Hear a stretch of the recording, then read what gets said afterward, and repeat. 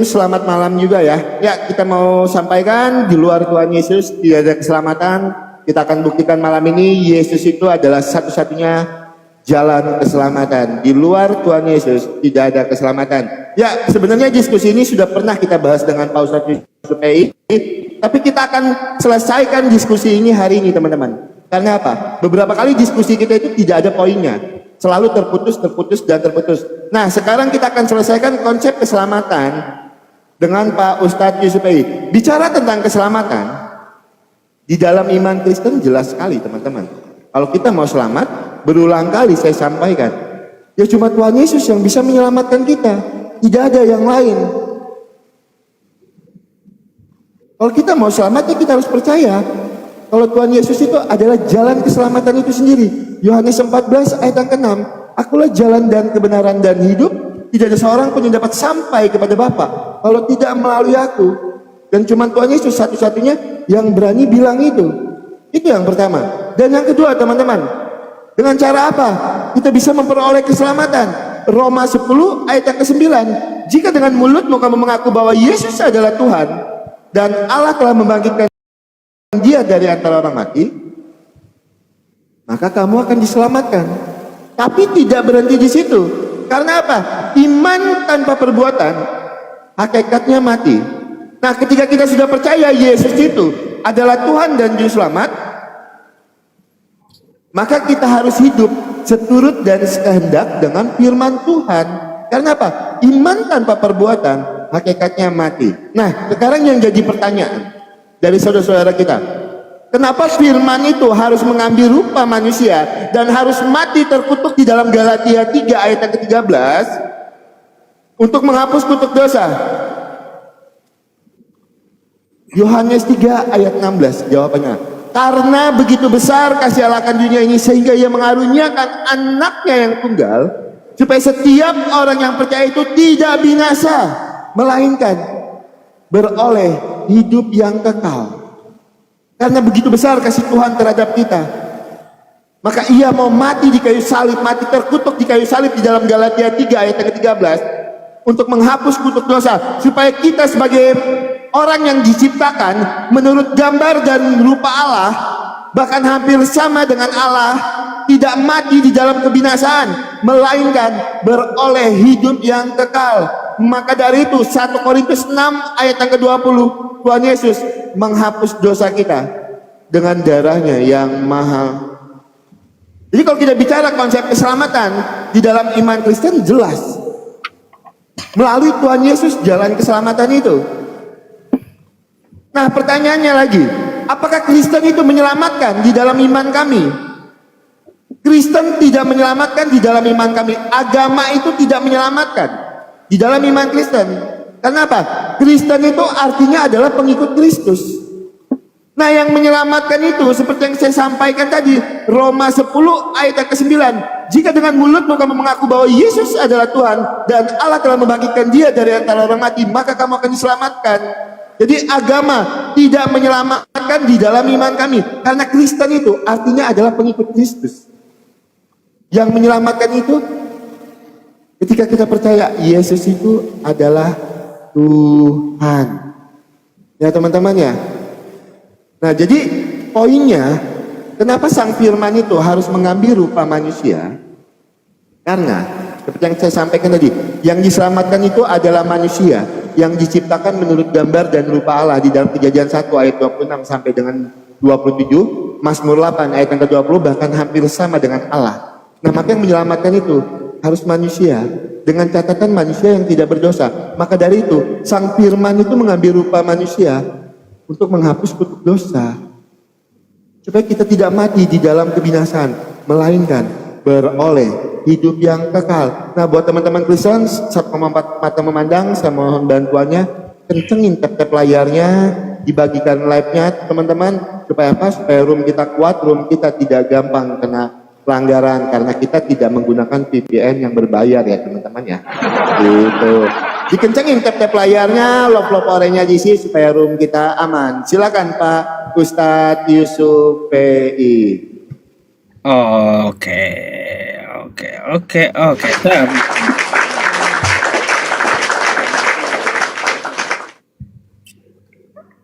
Bentar. Gimana mengirim undangannya ini? Tunggu tanding ulang dulu. Oke. Oke teman-teman, assalamualaikum. Ya sebenarnya kita memang ada janji sama Bang Oki, tapi ini telat. Ya kita tadi jalan-jalan dulu ya teman-teman. Nah ini kita penuhi janji dengan Bang Oki untuk berdiskusi dengan dia, karena ajakan awalnya mungkin Bang Oki juga kemarin ya rasanya ngajak untuk nyambung gitu ya, untuk nyambung membahas tentang masalah keselamatan. Ya di masa yang lalu teman-teman semuanya saya udah sampaikan ke Bang Oki dan seluruh umat Kristen ya.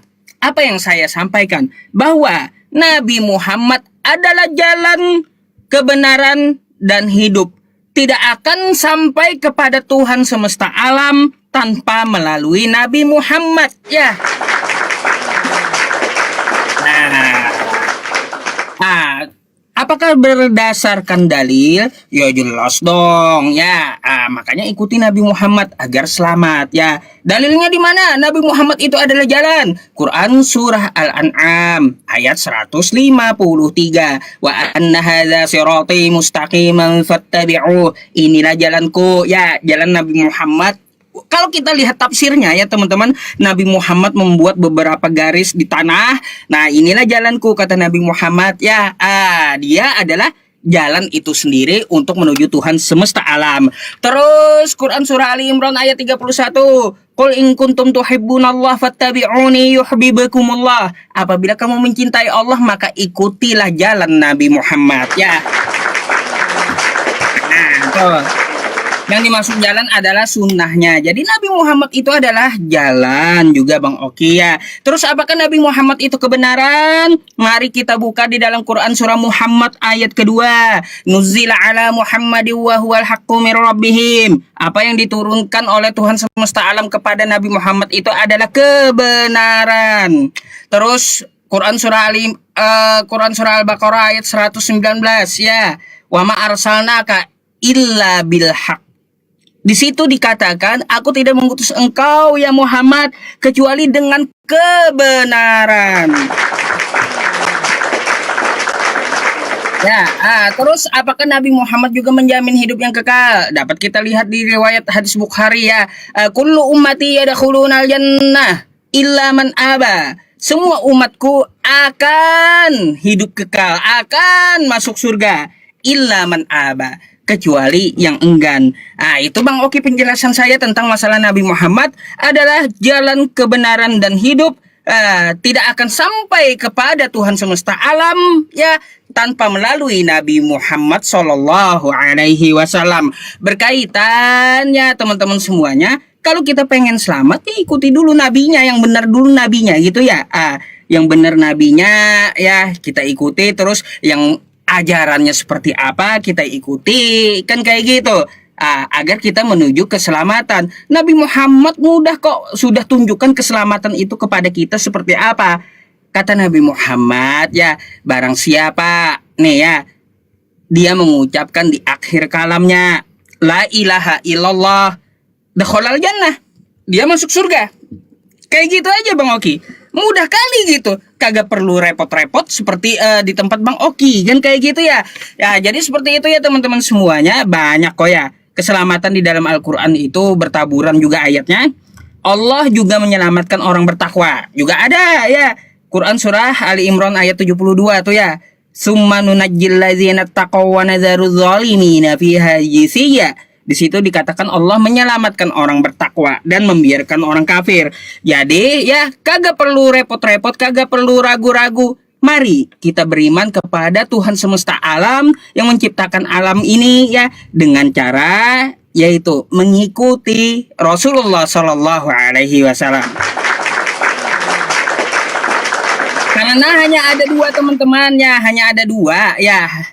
Kalau selamat pasti kagak selamat.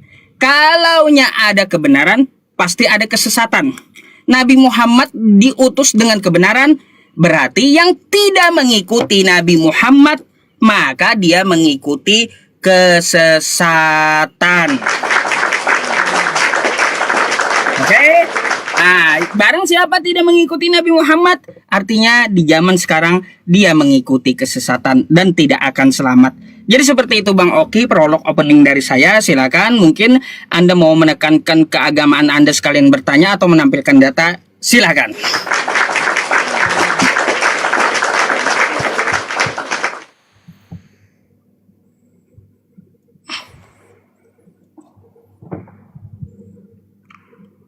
Katanya ngarang bebas saya, teman-teman.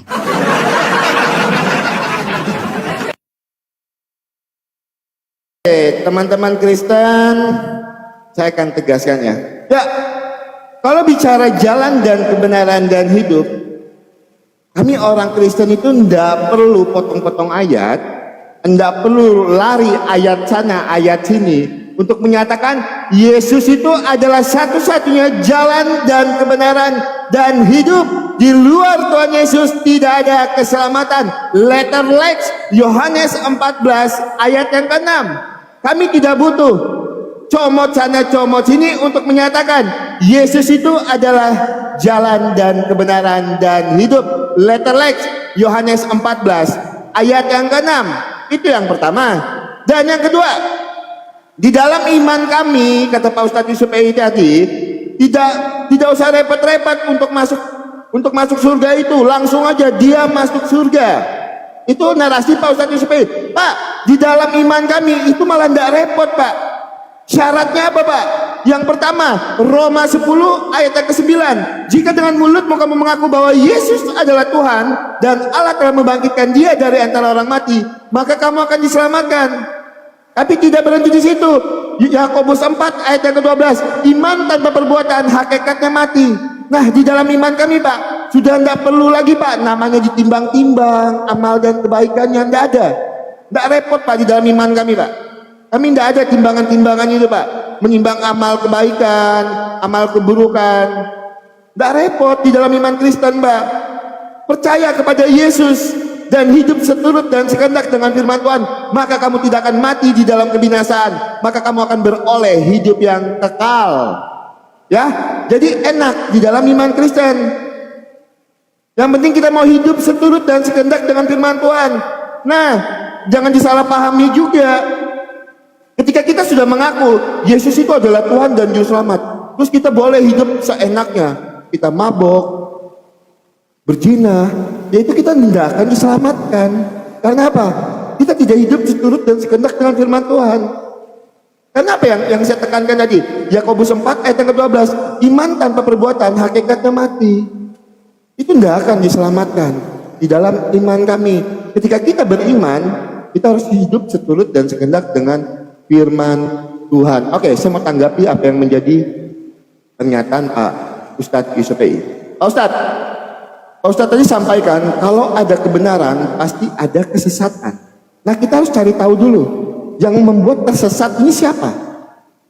Yang membuat tersesat ini. Coba saya boleh bukakan di dalam Quran 19 ayat yang ke-53. Quran 19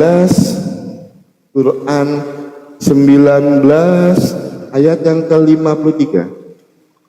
Biasanya kan kita itu tersesat untuk oleh siapa? Oleh iblis ya teman-teman ya. Sekarang kita buka di dalam Quran 19 ayat yang ke-53. Sebentar, bukan itu teman-teman. Sebentar, mohon maaf ya, sebentar. 83. Nah, sebentar Pak Ustadz, saya salah datanya ya. Quran 19 ayat yang ke-83. Tuh, Pak Ustadz sudah bantu ya teman-teman ya. Oke.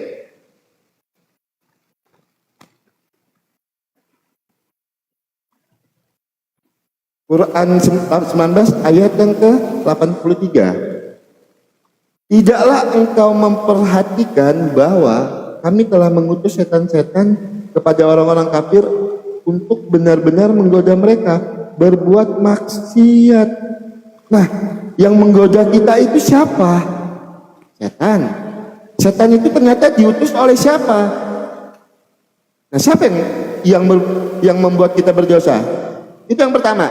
Nah, yang kedua, pertanyaan saya kepada Pak Ustadz. Pak Ustadz, adakah di dalam iman Pak Ustadz itu masalah takdir? Takdir itu sudah ditetapkan atau tidak di dalam iman Pak Ustadz? Bisa dirubah atau tidak? Itu poin pertanyaan saya. Masalah Quran 19 ayat 83 tadi itu tidak terlalu ini ya. Yang jadi poin pertanyaan saya, takdir di dalam iman Pak Ustadz itu sudah ditetapkan atau tidak? Bisa dirubah atau tidak takdir itu? Di dalam iman Pak Ustadz Yusuf itu berbicara masalah takdir. Itu yang jadi poin pertanyaan saya. Teman-teman Kristen kencengin yuk tap layarnya, boleh teman-teman bantu saya? Sebentar, 3 detik lagi ya. Oke.